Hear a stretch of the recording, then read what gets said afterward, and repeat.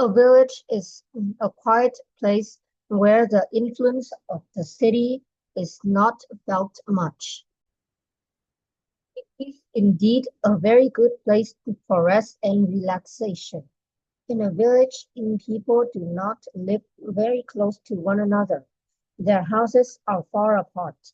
Each house, therefore, has a lot of space around it. So almost every house is surrounded by flower and fruit plants and vegetables. All these make the village look green and fresh. There are also tall trees everywhere which provide shade from the sun and keep the village cool. Some villages are surrounded by paddy fields or mountains. There are also many streams and rivers in most villages. All these add great beauty and variety to the village scene. The villagers are very simple in thought and behavior. They are therefore very friendly and helpful. So the crimes of the city are almost unknown in the village. The people here work together and live at peace. And whenever they celebrate a festival, they dance and sing together, and the whole village is in a gay mood.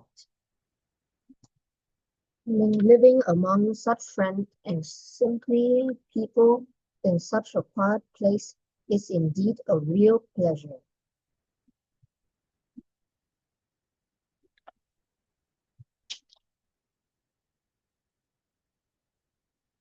A city is very noisy, yet most people like to live in it. There are indeed many things to see and enjoy in a city. The streets in a city are full of people and vehicles. Cars and buses and other vehicles can be seen running up and down the streets throughout the day. All these make a city very noisy and busy. Sometimes all kinds of accidents occur and some people die as a result. In a city, there are also many schools and hospitals. So the people here find it very easy to send their children to school and to visit the hospital quickly when necessary. At night, a city is full of colorful lights. They make the city beautiful. Some parts of the city are very crowded at this time, especially when the eating stalls or the cinemas are. Many people also attend school at night to improve themselves. Today, there are night schools in almost every city. For all these reasons, living in a city could be very exciting indeed. In the country, we live in the blossom of nature, while in a town, we're surrounded by man-made things, and so it has little contact with nature. In the country, most of people live in thatched house. The green fields stretch out on all sides. Flowers are in their full bloom, birds sing on the trees, and other beautiful aspects of nature meet the eye, the ear. Therefore, the country life is full of charms. The rippling river, the grazing cows, the playing children, and the setting sun behind the clouds are great sources of pleasure to the mind of a man. The villages always lead a healthy life due to fresh air and fresh food. Again, they are very contented people because they have few demands. No doubt, country life has some disadvantages, but even then it is better than the town life. When you are on holiday and intend to go to the seaside or travel abroad as a tourist, you should first of all decide on the means of traveling. You can travel by train, by ship, by car, and of course by plane. Traveling by plane is more comfortable, more convenient, and much quicker than other methods. But not everybody likes it. Some people say that they do not see very much of the country they go to. Trains are good enough for them. They enjoy the movement and excitement at the railway stations. The shouts of porters pulling and pushing luggage along the platforms and the sight of trains ready to start. And some holiday makers are all for traveling by feet. Of course, one can watch the sunrise and set, which is an unforgettable sight. For people who can get seasick of sea voyages out of question. Mm, If you go by car, you may spend part of the holiday moving from place to place.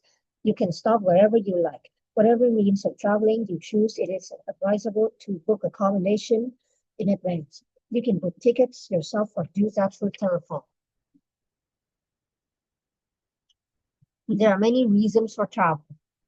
When it involves a short trip or a vacation far from home, it is generally for the purpose of building up health resistance, or for relaxation, or to escape temporarily from the monotonous rounds of a daily existence in which there is very little time for change from regular schedules. The humanity being realized that variety adds zest to living. Travel supplies variety. Travel can have its other values. When you travel, you see new faces and talk to strangers. As such experiences change your ability to mingle with various kinds of people, especially if they are not of the same type as those to which you are accustomed in your local environment. You will meet people about whom you have only gradual, gradually read or heard. It is implicit that such experience will wipe away, will erase many of the misunderstandings and criticisms. Real acquaintance often dispels petty jealousness, unreasonable dislike, intolerant attitudes, and silly prejudice.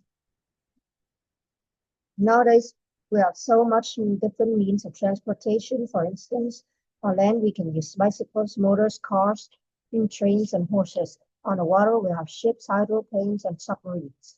In the air, we have airplanes, and for a few fortunate astronauts in spacecrafts.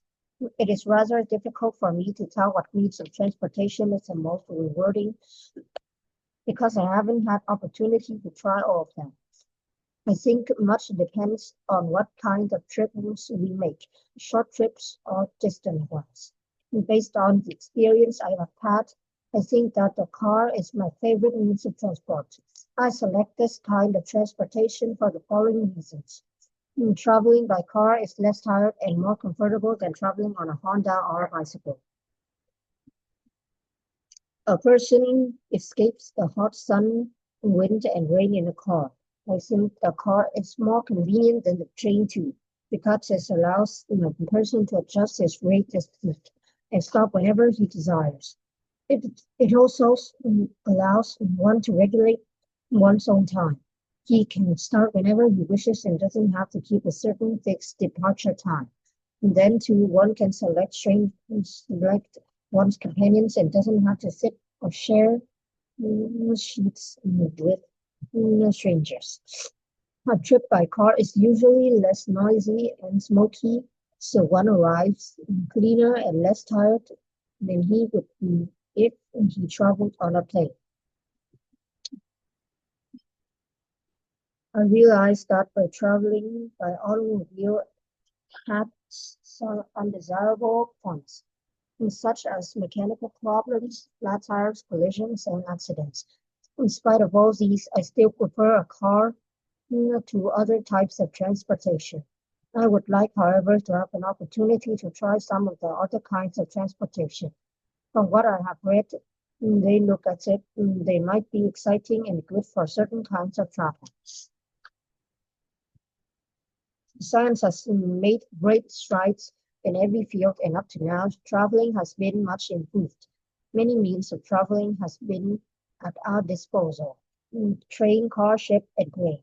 Therefore, when we are on holiday or intend to travel abroad as a tourist, we should first of all decide on the means of travel. In my view, traveling by air is both advantages and disadvantages. First, when traveling by air, you can sit comfortably in an armchair, reading magazines or watching a free film on television. Then, at a real time, real meal is served hot, heartily and carefully by the smiling stewardess and stewardess. Finally, traveling by air is the fastest means of transport. We can reach our destination in a few hours and we don't have to feel tired at all. After such comfortable bubble. Apart from these advantages, however, traveling by air has its disadvantages too. First of all, this is the most expensive form of transportation. Only a minority of people can afford a trip by plane, whereas a journey on land or by sea is much cheaper. Then air travels have a reputation of being dangerous and even hardened travelers are intimidated by them. There are plane crashes in which the crew and passengers have died. Finally, we can't stop whenever we want to enjoy beautiful landscapes on our way as we do in a trip by car or boat. Sceneries seen from plane are merely vague and blurred sights. Air travels only give us a bird's eye view through the window.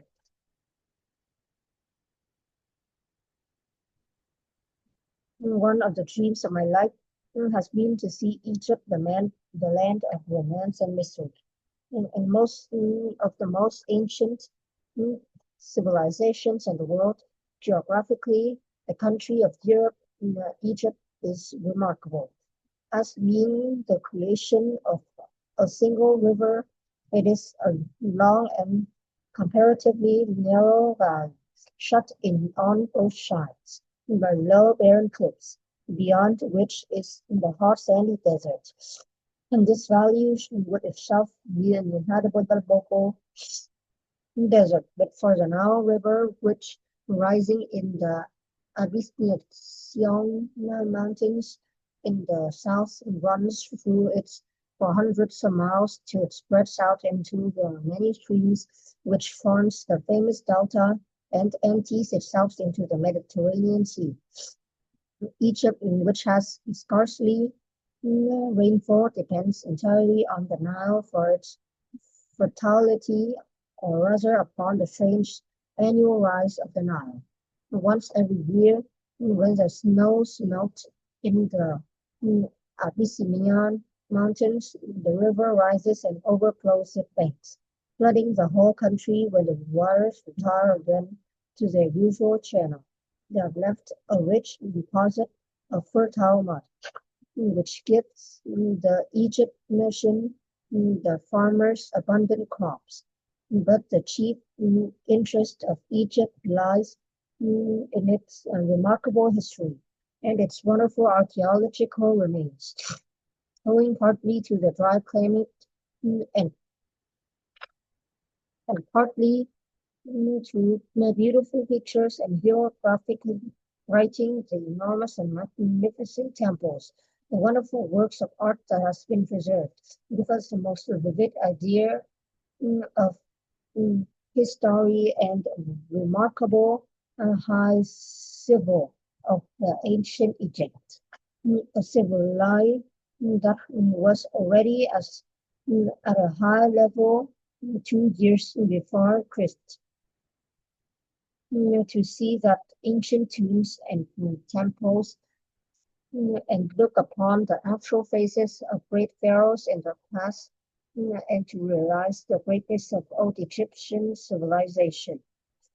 I do not know when my dream of travel would come true. Nowadays, many people all over the world spend most of their free time watching television, but since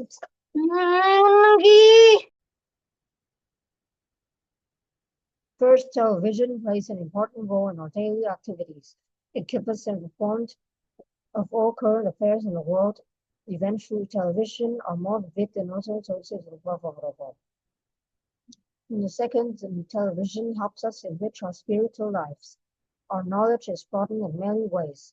Through language teaching programs, we can learn the language we like, such as English, French, German, Chinese, Japanese, and so on. We can become skillful and clever at doing jobs, making crafts or arranging flowers through practical courses taught on television. Finally, television is a source of recreation. Humor stories and funny films bring up minutes of relaxation after a hard day's work for me. Sitting comfortably properly in an armchair to watch an international big match on television is more interesting than having to queue for tickets at a stadium. Apart from these disadvantages, however, television passive in their action. Television is a splendid media of communication, so it prevents us from communicating with each other or with the outer world. The world seen through television is the only restricted one. It separates us from the real world. Second, television, with its fascinating power, makes people of all ages sink into oblivion. Whole generations are growing up addicted to the telly. Puppies and students are also absorbed in television that they neglect their school activities. Food is left uneaten, house homework undone, and lessons unprepared. Housewives so keen on watching television, the neglect of their duty towards their husbands and their children. Instead of watching television, we may use the time for a real family hour. Without the distractions, television, we may sit around together after dinner and actually talk to one another to know about and like each other better. Finally, the evil influence of television on the young generation is inevitable. It encourages them to commit crimes. Spectacles of sadism and violence on television lead them to robbery, theft, rape, and murder. In a nutshell, television is useful to us when we know how to use it. Be careful not to overindulge ourselves in it and use it in discerning manners.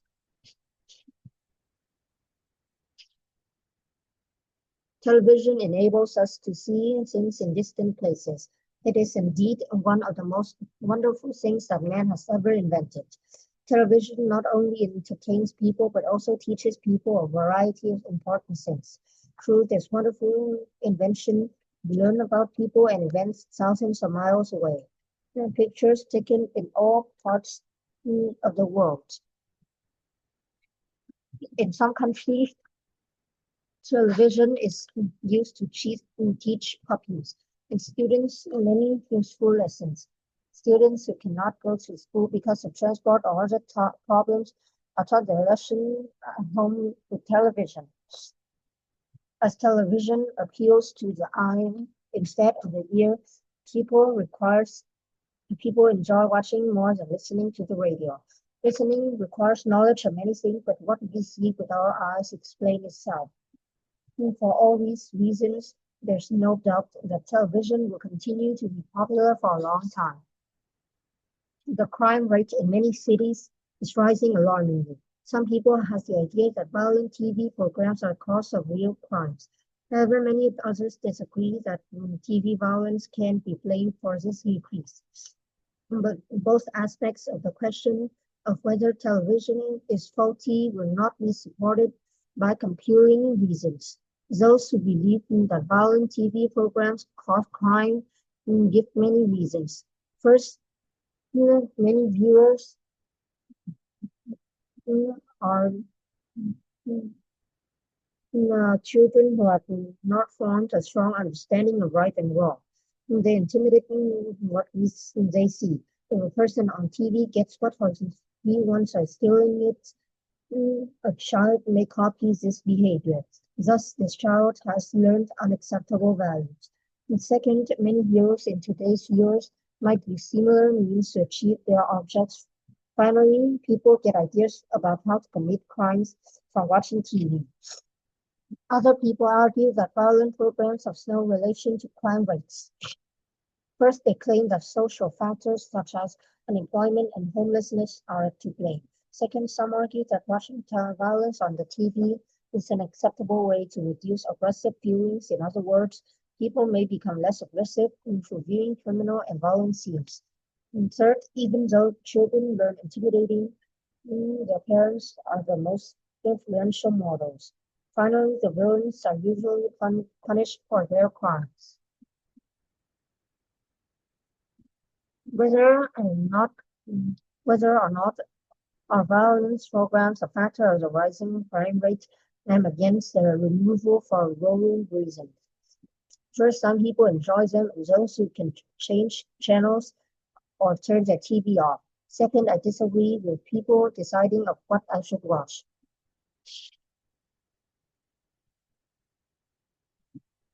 Gone are the days of the old-fashioned entertainment. Television is an important invention of this century. Its great effect upon society is remarkable. It can be found in any large cities in the world. Television does an appreciable and efficient work for mankind. It is one of the greatest educators. Most ordinary people would have known little about documentary programs about foreign countries, instructional programs on engineering, science, medicine, and so on. To add to the knowledge of the populace, in some parts of the world, television has been introduced in the classroom. Television provides good entertainment, raises excitement, and creates an interest in the arts. Very good plays are seen to be nowadays on television. A piano recital or an orchestra, a grand ball, or a clandestine love affair drama keeps a home audience glued to the television. To the old people and the sick, the television has become a companion. They no longer feel lonely and lost. Television entertains them happier. Unfortunately, it also has disadvantages. People spend too much time in front of it. Children are likely to then neglect their study. If television has too strong a hold, even elderly people are likely to neglect some of their important works. When too much emphasis is given on violence, vices, and crime programs, it has disastrous effect upon the young. But if this medicine is used properly, it can become an advantage, but not a disadvantage to mankind. And then only will it gain the wide appreciation it deserves. Smoking causes lung cancer. Lung cancer is the number one cancer among men. 90% of people who get lung cancer die.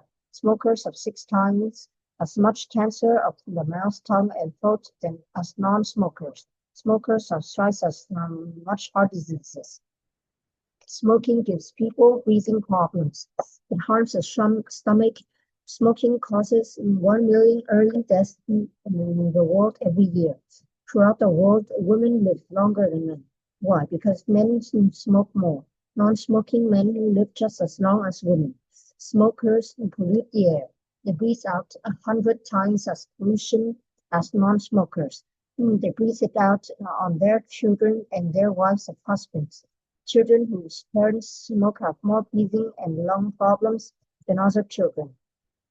Among non-smoking women married to smokers, there are twice as many deaths from lung cancer as there are among women.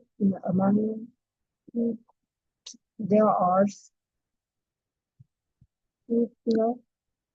men has the right to kill themselves by smoking if they want to. They do not have the right to kill their wives and children by smoking. Smokers are absent from work more. Factories and businesses lose millions of dollars every year because of smokers. Smokers have higher medical bills. All of these facts from new research shows that smoking is bad. So why do people smoke? Young people start smoking because everyone else is doing it. They can feel grown up and independent. It helps them relax. Then it becomes a habit. It is very cool to stop smoking. It is possible to quit smoking. 30 million of the people that in my global have been quit because they believe the research. You or your friends can quit too.